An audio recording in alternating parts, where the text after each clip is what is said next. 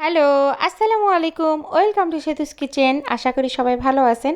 আজকে আবার একটা সোফিয়া থিমে কেক ডেকোরেশন করে দেখাবো।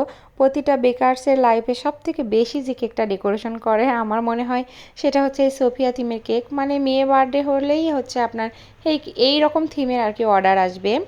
তো এই কেকটা আমার কাছে অর্ডার করেছিল আমার রিপিট ক্লায়েন্ট, কিন্তু ওনার জন্য না, ওনার কাজিনের মেয়ের বার্থডে উপলক্ষে।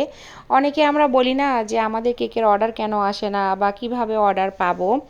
তো তাদেরকে আমি একটা কথাই বলবো, আপনারা কেকের কোয়ালিটি ধরে রাখেন, টেস্ট ভালো রাখেন, সময় মতো ডেলিভারি করেন, ক্লায়েন্টের সাথে আন্তরিকতার সাথে কথা বলেন, দেখবেন তারাই আপনাকে ক্লায়েন্ট এনে দিবে। কারণ আপনার কেকটা একটা বার্থডেতে বা যে কোনো অনুষ্ঠানে গেলে 10 জন খাবে, একজন তো ক্লায়েন্ট আসবে। কারণ এখন সবাই বার্থডে সেলিব্রেশন করে। তো আপনার যদি টেস্ট তারপরে কোয়ালিটি ভালো থাকে, এমনি ক্লায়েন্ট আসবে। এর জন্য প্রমোশন করতে হবে না, কাউকে ফ্রি কেক খাওয়াতে হবে না। আমি নিজে প্রমাণ, আমি যাদেরকে ফ্রিতে কেক খাওয়াইছি তারা কোনোদিন আমার কাছে কেক অর্ডার করেনি। তারা ওই কোয়ালিটিরই লোক, তারা অর্ডার করে কেক খাওয়ার মতন মন মানসিকতা তাদের নাই। তো এই চিন্তা বাদ দিয়ে নিজে কোয়ালিটি ভালো রাখলে এমনি অর্ডার আসবে, প্রচার এমনিই হয়ে যাবে, একটু ধৈর্য ধরতে হবে। তো এইটা ছিল আমার 2 পাউন্ডের একটা ভ্যানিলা পেস্ট্রি কেক, আর এইটা আমি 8 ইঞ্চি মোল্ডে বেক করে নিয়েছিলাম। 8 ইঞ্চি মোল্ডে 2 পাউন্ড কেক বেক করলে হাইটে যেমন ভালো আসে, ফ্ল্যাটেও কিন্তু অনেক সুন্দর আসে।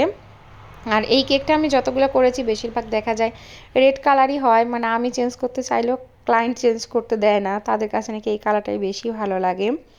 তো এই তো গল্প করতে করতে আমার কেক ডেকোরেশনটা একদম শেষের দিকে।